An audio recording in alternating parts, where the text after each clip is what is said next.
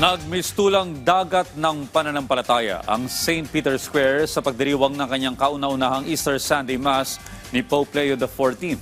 Sa kanyang mensahe, binigyan diin ng Santo Papa ang pag-asa sa muling pagkabuhay ni Hesukristo sa kabila ng mga pagsubok, karahasan at pagdurusa na kinakaharap ng mundo. Yan ang ulat ni Gab Villegas.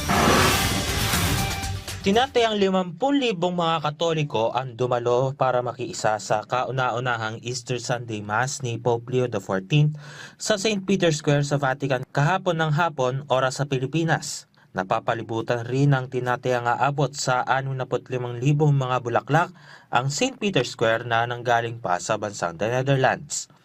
Sa kanyang humilya, ipinaalala na Santo Papa na ang muling pagkabuhay ni Hesukristo mula sa kamatayan ay nagbubukas muli ng isang pag-asang hindi kailanman nabibigo.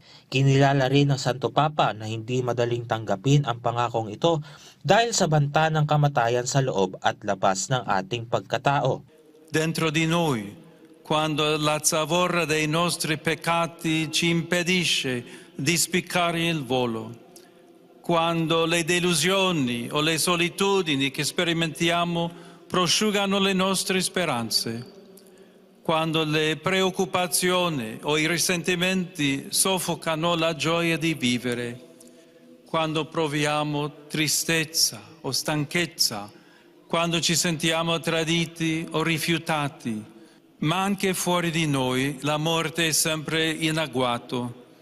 La vediamo presente nelle ingiustizie, negli egoismi di parte, nell'oppressione dei poveri, nella scarsa attenzione verso i più fragili.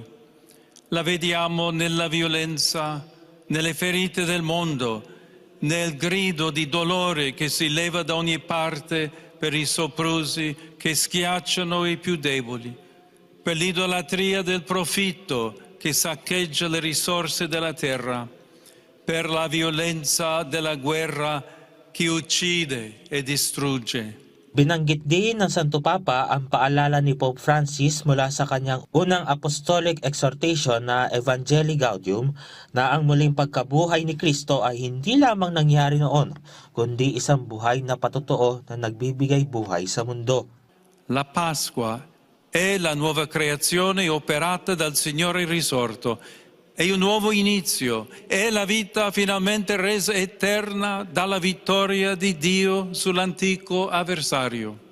Samantala, sa kanyang Urbi et Orbi message ay mariing kinundena na Santo Papa ang pagiging manhid ng mundo sa karahasan at pagdurusa, kung saan inalala nito ang huling Urbi et Orbi message ni Pope Francis tungkol sa patuloy na paglala ng globalisasyon ng kawalang pakialam at hinimok ang lahat na huwag masanay o sumuko sa kasamaan. Inanyayahan din niya ang lahat na makiisa sa isasagawang prayer vigil para sa kapayapaan sa St. Peter's Basilica sa April 11. Chi ha in mano armi le deponga, chi ha il potere di scatenare guerre scelga la pace, non una pace perseguita con la forza, ma con il dialogo. Non con la volontà di dominare l'altro, ma di incontrarlo.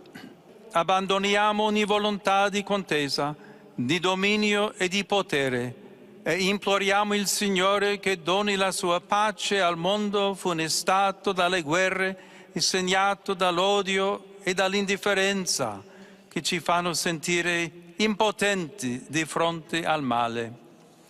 Al Signore raccomandiamo tutti i cuori che soffrono e attendono la vera pace che solo Lui può dare. Affidiamoci a Lui e apriamogli il nostro cuore. Solo Lui fa nuove tutte le cose. Buona Pasqua! Gab Villegas para sa Pambansang TV sa Bagong Pilipinas.